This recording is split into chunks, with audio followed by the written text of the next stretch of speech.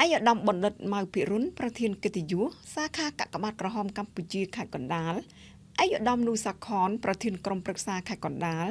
និងអាយដាមគួយចម្រើនប្រធានគណៈកម្មាធិការសាខាកាកបាទក្រហមកម្ពុជាខេត្តកណ្ដាល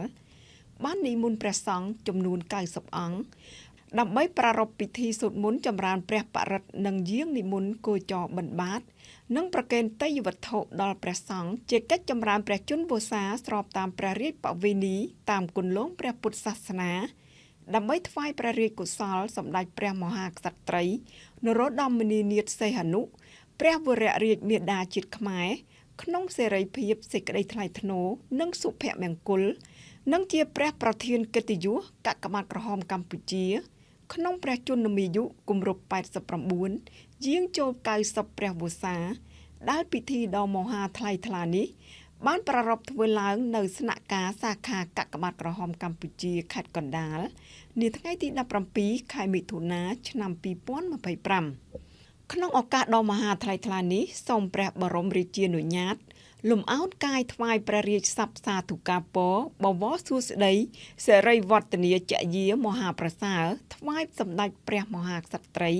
ព្រះវររាជមាតាជាតិខ្មែរសូមព្រះអង្គប្រកបដោយព្រះរាជសុខភាពល្អបរិបូរណ៍ព្រះកាយពលំមាំមួនខ្លាំងក្លាព្រះបញ្ញាញាណភ្លឺថ្លាវៀងវៃព្រះជន្មទីឃាយុយឺនយូរជាង100ព្រះវស្សាដើម្បីព្រះអង្គគង់ប្រថាប់ជាមហាមលុបដ៏ត្រជាក់សម្រាប់ប្រជាពលរដ្ឋជាកូនចៅទួតរបស់ព្រះអង្គជ្រកកោនក្នុងក្តីសុខក្សេមក្សាន្តជានិច្ចនិរន្តរ៍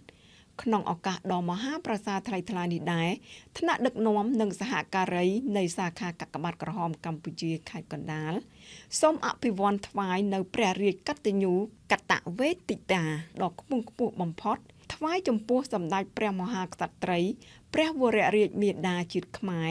ព្រះអង្គតែងតែបានយាងដង្ហែព្រះរាជបូជនីយកិច្ចដ៏ឧត្តមឧត្តមព្រះករុណា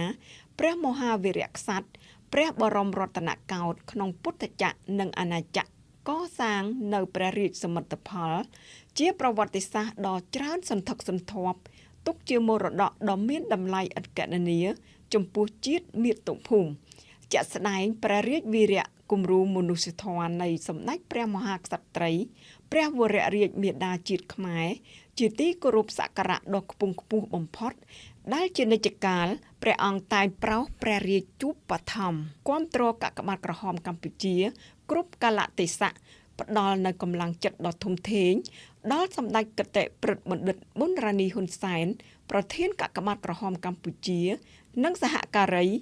យាងដង្ហែតាមដើម្បីឧត្តមប្រយោជន៍ប្រជារាស្ត្រជាតិសាសនាព្រះមហាក្សត្រ